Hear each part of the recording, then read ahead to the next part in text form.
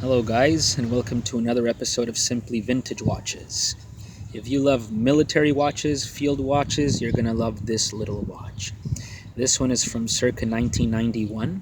This is the information I gathered from the case back, even though they started being produced in around 1982. Now, this is called the Timex CAMPER.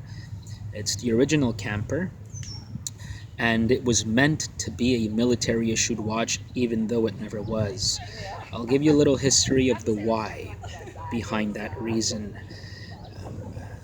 The mill spec, to be more specific, mill W46374, under the revision B, was meant to be changed, and the military approached various companies at that point to see who would actually get the contract for making this watch. So Timex went about and obviously made the resin mold for this watch and their movement, their dial design, etc. But it was never purchased by the military. So the original watches that do not have Timex written on the dial and that do not have that little water-resistant wave written on top of 6 o'clock, there are very few of those. Again, they were meant for the military, but the military ended up dropping the Timex company. So what happened? This is information from a letter written to Mr. Carl Rosa from the Timex archives, or he's a Timex historian and archivist, and this is what he answered in March 14 of 2002. He answered that the original Timex camper that was developed for the military in the early 80s, there were a certain number of them that were manufactured as a trial run for the military application during a qualification process with the military. In the end, tight military spec requirements versus cost prompted Timex to no longer pursue military approval. However, Timex continued to manufacture the same style of watch with the same dial configuration and plastic case. They called it the Camper watch, and this is what we have here.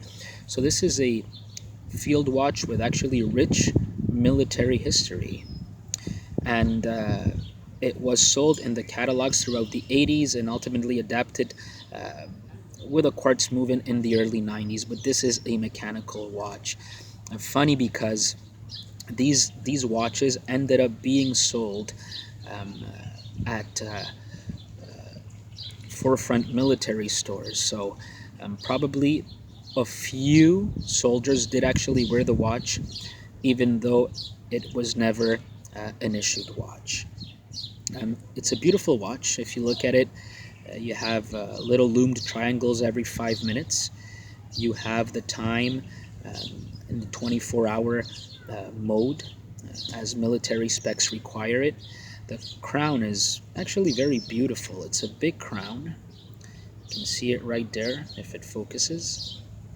It's a nice, beautiful crown that has a very positive feel to it. I like it very, very much. It's a very tactile feel for the crown. And I'm wearing it on a NATO, two-tone NATO. I still have the original bracelet, but it's pretty worn, so I don't want to destroy it. So I just wear it on this summer NATO. The loom works really, really well still, and you'd be impressed on how light this watch is. It's extremely, extremely light. It feels like you're wearing a feather on your wrist, and you still have that dome crystal with beautiful distortion. You can see it right there. Yeah, voila. So it's a beautiful watch with rich field and military history.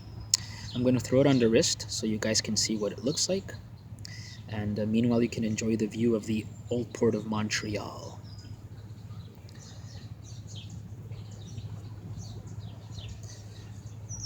It's a beautiful summer day here. People are just walking by. It's actually a holiday. So it's a long weekend.